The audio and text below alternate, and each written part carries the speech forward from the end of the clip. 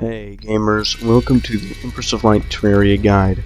I have used the cheat sheet mod for this, but that is just to set everything up and make things easier to demonstrate, and I will not be using God mode, but I did, of course, cheat in items to build a lovely demonstration.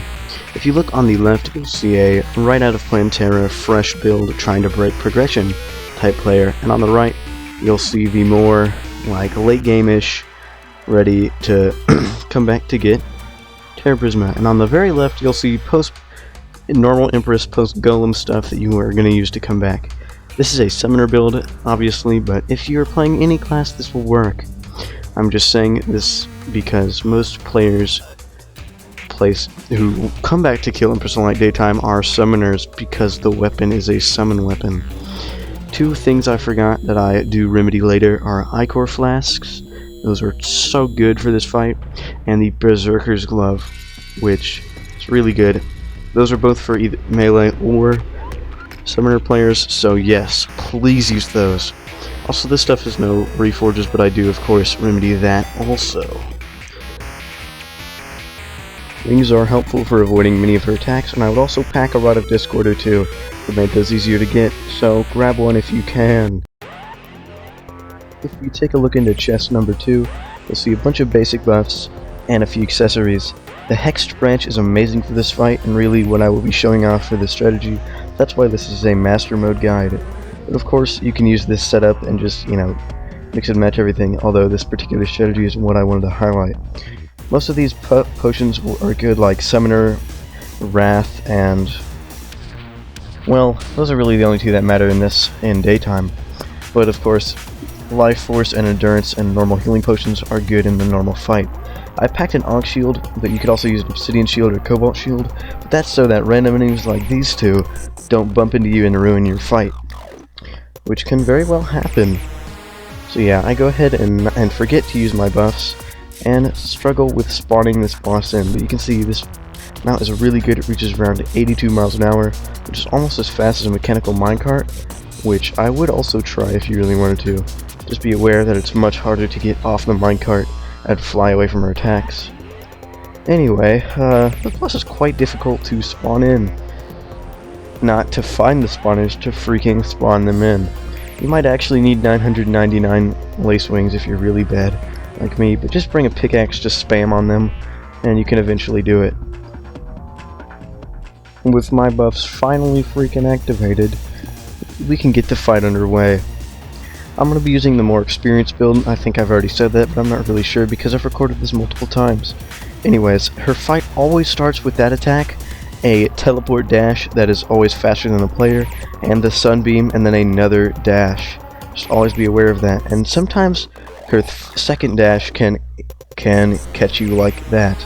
Anyway, I make my arena longer. As you saw, it was quite small, and I got some good reforges in. Please put the Goblin Tinker in a happy environment so you can use less platinum. So I use about 20 platinum on this item alone, which is kinda insane. Anyway, let's see the next fight and see how I did. I'd also reforge everything to menacing and not warding or lucky because the other two are not as valuable. How can I forget Brain of Confusion? Brain of Confusion is really good. Another reason why this guide is pretty much master. If you're playing in normal Terraria mode and you're struggling on Empress of Light, actually, no, you know what? New players need love too. You can probably still try and use this guide. Oh, you can't even use Mech Minecart, never mind. Segments are really good for this fight, although they are a little annoying to farm up. They are definitely going to be worth it in the long run, because not only do they provide a lot more damage, or probably even more so than some of the later game summons, they have near infinite range. Which you think, oh, well the Xenos and the Ravens have infinite range, don't they? Nope. Sanguine outranges them, which is really useful when you're running away from the boss.